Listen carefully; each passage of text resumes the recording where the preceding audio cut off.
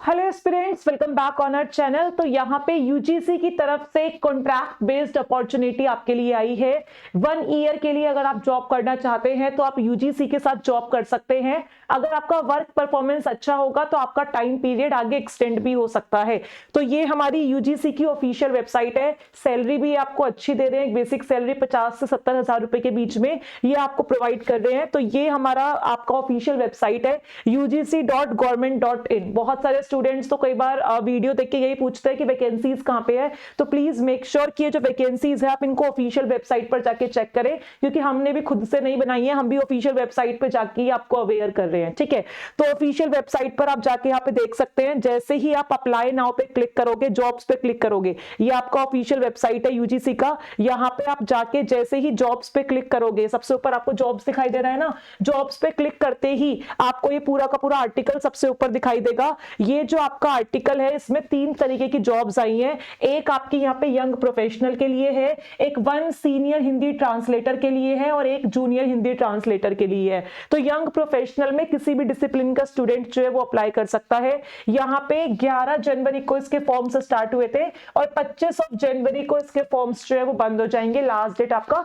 25 जनवरी है। ठीक है, अगर आप इस आर्टिकल पर क्लिक करेंगे तो आपका पूरा का पूरा ये जो एडवर्टीजमेंट है ये आपका ओपन हो जाएगा। ये एडवर्टीजमेंट आपको यहाँ पे क्या बता रहा है, ये बता रहा है कि आपकी यहाँ पे यूजीसी की तरफ से जो है 3 अलग अलग पोस्ट पे वैकेंसीज निकली है। नंबर फर्स्ट है आपका यंग प्रोफेशनल, नंबर सेकंड है सीनियर हिंदी ट्रांसलेटर और नंबर थर्ड है आपका जूनियर हिंदी ट्रांसलेटर। तो तीनों के बारे में इंफॉर्मेशन आपको यहाँ पे मेंशन है। सबसे पहले अगर हम यंग प्रोफेशनल वाली कैटेगरी की बात करें तो यंग प्रोफेशनल के अंदर हमें कमीशन के जो वेरियस फंक्शंस हैं वो यहाँ पे फुलफिल करने हैं। जैसे कि नंबर ऑफ पोजीशंस की बात करें कि कितनी वैकेंसीज आपके पास यहाँ पे अवेलेबल है, तो यहाँ पे ओवरऑल जो वैकेंसीज है आपकी वो कितनी है जरा देख लेते हैं भाई। ओवरऑल यहाँ पे आपके पास 3 वैकेंसीज हैं, यानी कि अगर आप अप्लाई कर रहे हो यंग प्रोफेशनल के लिए तो आपके पास टोटल यहाँ पे 3 पोस्ट हैं। ठीक है, 3 पोस्ट के लिए आप अप्लाई कर रहे हो। कॉन्ट्रैक्ट बेस्ड होगा, ओपन मार्केट बेस्ड पर। एज लिमिट, जब ये आर्टिकल आपका आया है, एडवर्टीजमेंट आया है, तो उस एडवर्टीजमेंट वाली डेट पे आपकी एज 40 साल से ज्यादा नहीं होनी चाहिए।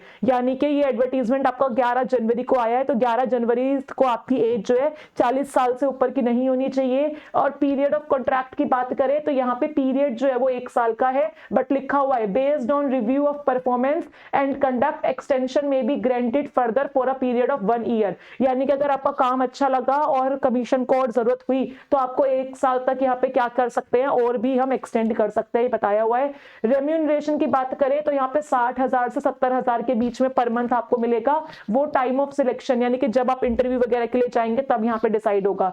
अब हम यहाँ पे क्वालिफिकेशन की बात करें, एजुकेशनल क्वालिफिकेशन में हमें क्या चाहिए, इसेंशियल हमें मास्टर्स डिग्री चाहिए ही चाहिए और मिनिमम 60% होना चाहिए। यानी कि एक रिकॉग्नाइज्ड यूनिवर्सिटी से अगर आपने एमएससी कर रखा है किसी भी सब्जेक्ट में तो आप अप्लाई कर सकते हैं, और अगर पीएचडी कर रखा है तो बहुत ही अच्छी बात है, ये डिजायरेबल है, लेकिन ये तो मिनिमम है। यानी कि मिनिमम एमएससी तो आपका होना ही होना चाहिए। एक्सपीरियंस की अगर हम यहाँ पे बात करें तो बोला हुआ है minimum 1 year experience in relevant field. ठीक है, 1 साल का मिनिमम एक्सपीरियंस आपको यहाँ पे होना चाहिए। और उसके बाद यहाँ पे क्या लिखा हुआ है, should have sound domain knowledge in area of education, higher education policy, planning, management वगैरह, ये सब आपको थोड़ा बहुत यहाँ पे पता होना चाहिए। और डिजायरेबल क्या है, अगर आपकी कम्युनिकेशन स्किल अच्छी है, कंप्यूटर पे काम करने की प्रोफिशिएंसी आपकी अच्छी है, आप डाटा वगैरह को स्ट्रांगली इंटरप्रेट कर सकते हो, ऑर्गेनाइज कर सकते हो, तो वो यहाँ पे डिजायरेबल है। ठीक है, देन आपका यहाँ पे सीनियर हिंदी ट्रांसलेटर के लिए भी जो पोस्ट है वो निकली है।